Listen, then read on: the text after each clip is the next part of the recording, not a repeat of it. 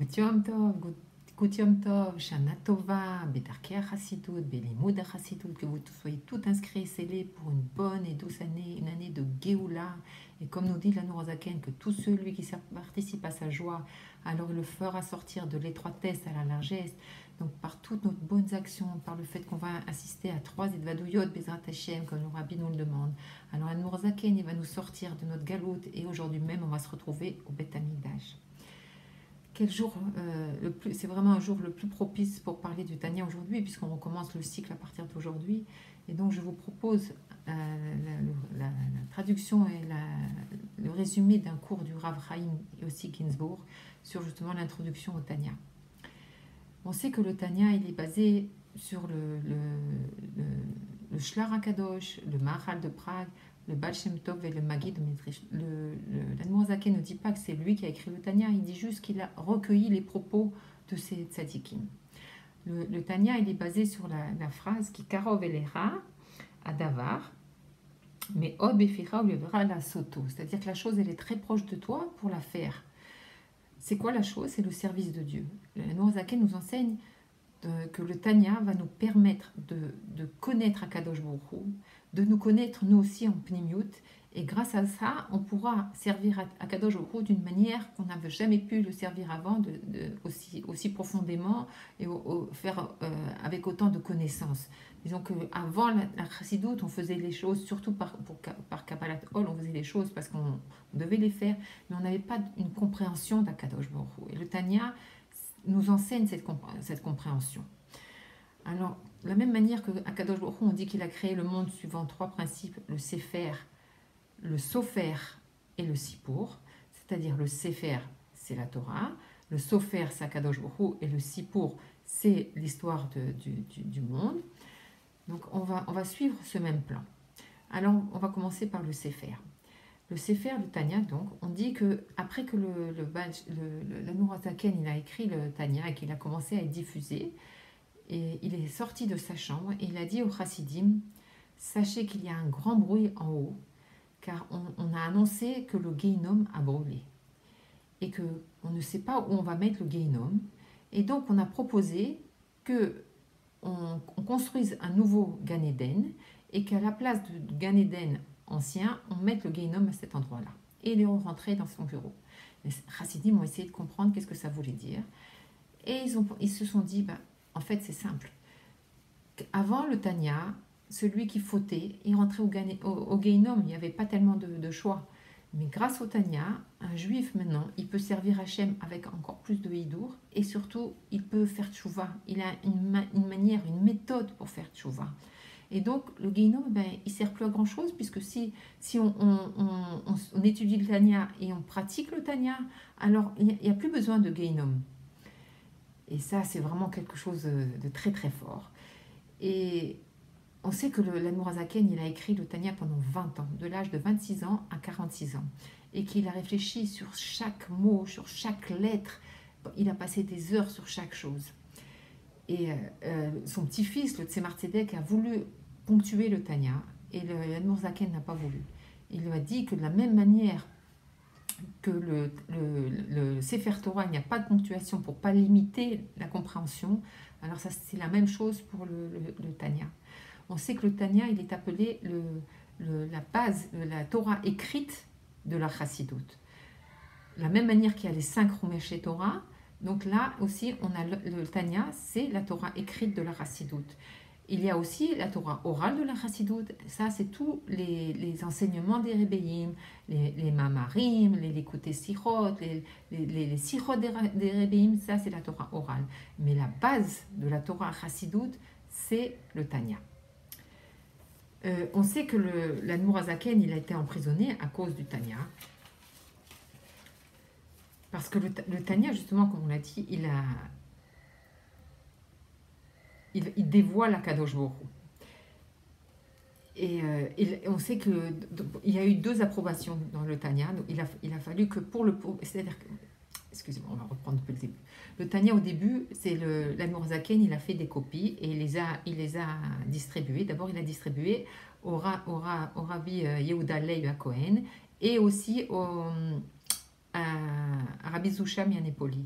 Et on dit que il leur a donné ses écrits, ils ont lu la nuit, ils habitaient les deux dans la ville d'Anipoli, et ils ont été tellement enthousiasmés par ces écrits qu'ils en pleine nuit, ils sont sortis avec leurs écrits et se sont rencontrés sur le pont d'Anipoli, et ils ont dansé toute la nuit par la grande joie qu'ils avaient de ces écrits. Et on dit que cette joie, elle était tellement grande que toute la ville, elle a dansé avec eux. Et on sait aussi que le rabbi Levi Yitzhak de Berditchev, il a dit comment l'Admorazaken il a pu réussir à rentrer dans un livre aussi petit à Kadosh Baruch Hu. C'est-à-dire grâce à ce livre de 53 chapitres, on peut goûter à la connaissance d'Akadosh Baruch Hu. Et ça, c'est vraiment quelque chose d'extraordinaire. Ensuite, on sait que l'Admorazaken, il a demandé donc à ses deux amis, le rabbi Yehuda Leib à Cohen et le rabbi Zusha d'Anipoli, d'écrire des approbations donc pour l'édition du Tanya. Parce que, justement, quand les copies ont commencé à se diffuser, alors il y avait les opposants à la Chassidoute qui ont fait exprès de faire des erreurs dans ces copies. Et donc, on a falsifié tout le sens du Tanya. Et donc, il était impératif de reprendre le maximum ces fausses copies et d'imprimer d'une manière sûre le Tanya. Et donc, le Tanya a été imprimé et donc il y a eu des rabbanim qui ont donné leur approbation. Et donc, les deux premiers, c'est le rabbi Yehuda Leib à Cohen et le rabbi Zusha Mianepoli. En fait, on voit qu'ils ont, dans leurs deux approbations, c'est des choses qui se ressemblent beaucoup. Le premier, rabbi Yehuda Leib à Cohen, il dit que le Tanya, c'est comme les ktorettes qui détruisent les mauvaises choses. C'est-à-dire, grâce à l'étude du Tanya, on va détruire les clipotes et les mauvaises choses, même les choses qui sont en nous. Et le rabbi Zusha Mianepoli, il dit que le Tanya, c'est le premier pas vers la Géoula. Grâce au Tanya, on va avoir les Kélim pour dévoiler la Géoula. Donc on voit que c'est deux stades différents. Un, c'est pour annuler les mauvaises choses, et le deuxième, c'est pour se préparer à la Géoula.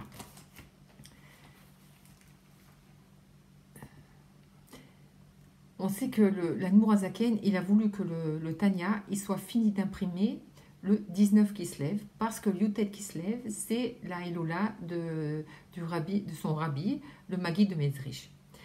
Et malheureusement, le Tanya n'a pas pu être fini d'être imprimé le Yutet, il a été fini d'imprimer le Raf. Et quand le Admorazaken a su ça, il a été très peiné, il n'a pas arrêté de dire Raf Kislev. Bien sûr, personne n'a compris, mais on a compris quelques années après, quand il a été emprisonné pour des raisons on a dit que c'était un espion, qu'il trahissait son pays parce qu'il envoyait de l'argent aux Turcs et que la Turquie était en guerre avec la Russie. Et bien sûr, l'Admorazaken, il savait très bien que cette accusation, elle venait d'en haut parce qu'on l'empêchait de diffuser la chassidoute. Et donc, il s'est beaucoup angoissé, qu'est-ce qu'il devait faire.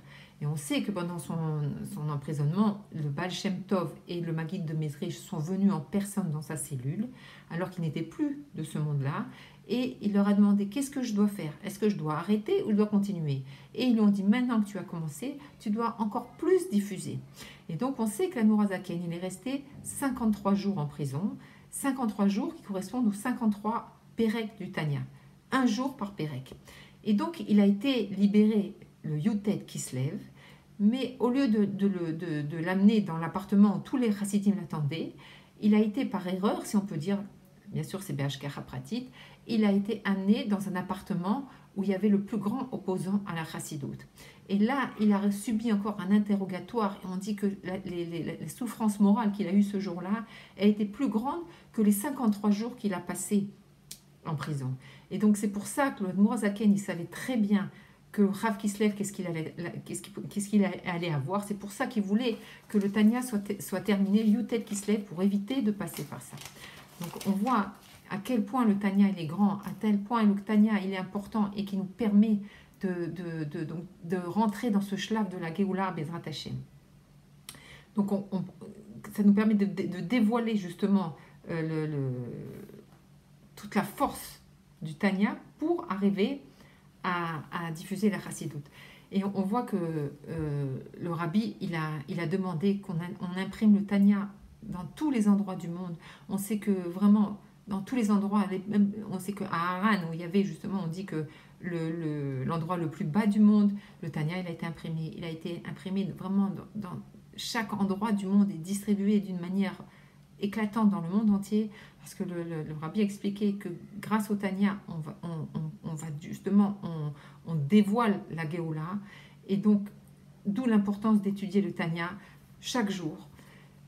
On sait qu'il y a même sur WhatsApp, on peut l'étudier chaque jour, c'est vraiment quelque chose qui est au niveau de chacun, et que le Tanya, il est vraiment approprié à chaque juif dans le monde, et c'est pas réservé juste au Chabad, c'est vraiment une clé pour servir à Kadosh Baruch Hu, que maintenant, dans beaucoup d'yeshivot, on étudie le Tanya, on reconnaît à quel point c'est important pour justement se préparer à la Géoula.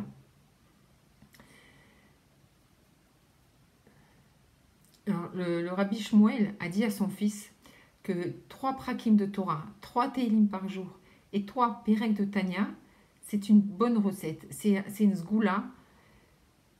Et qu'il a dit aussi que les 53 parachiotes, c'est comme les 53 prakim de Tanya. Et que les 5 rumash de la Torah, c'est comme les 5 chelek du Tanya. Et on sait aussi toute la sgoula qu'on a dans le Ritat, que donc on étudie le rumash chaque jour, une partie de la paracha de la semaine, donc le Rishon, Yom Rishon, on va étudier le Rishon de la paracha, et comme ça on va étudier sur l'année, on va finir le Chumash de toute l'année, donc les 5 Chumash chez Torah. Les Teilim, on les finit chaque mois on a une partie, chaque jour on a on dit quelques Teilim qui sont, donc le Teilim entier, il est séparé, chaque jour on lit quelques Teilim, et donc en un mois on finit tout le Teilim. Et le Tanya, il est réparti en un an, c'est-à-dire à partir d'aujourd'hui jusqu'à Yutet qui se lève de l'année prochaine, on va finir tout le Tanya. Donc chaque jour, quand on va faire le Chumash du jour, le Tanya du jour et le Teilim du jour, ça fait Chitat. Et que ça, c'est une grande sgoula. Le rabbi dit que c'est approprié vraiment à tout le monde, et qu'avec ça, c'est vraiment une sgoula pour tout. Ça vaut toutes les sgoulottes. Et on sait que chaque paracha de la Torah, elle commence, pratiquement toutes les parachiotes, elles commencent par un vav, sauf peut-être Bereshit, il y a quelques parachiotes qui ne commencent pas par un vav. Et c'est la même chose aussi avec le Tanya. Chaque pérec de Tanya, il commence par un vav. Donc voilà un petit peu pour l'histoire du Sefer, du Tanya. Évidemment, c'est quelques petites nékoudotes, mais ça nous donne un peu l'importance. Et Bezrat Hashem, dans une prochaine vidéo, on va étudier sur le Sofer. Et là, il y a beaucoup d'histoires vraiment extraordinaires. Alors, encore une fois, je vous souhaite une Shana Tova. Et priez, demandez, étudiez le Tanya aujourd'hui. Participez à des Vidvaduyot et vous verrez Bezrat Hashem, comment Hashem, il nous ouvre les portes, il nous sort de notre étroitesse. Good Yom Tov.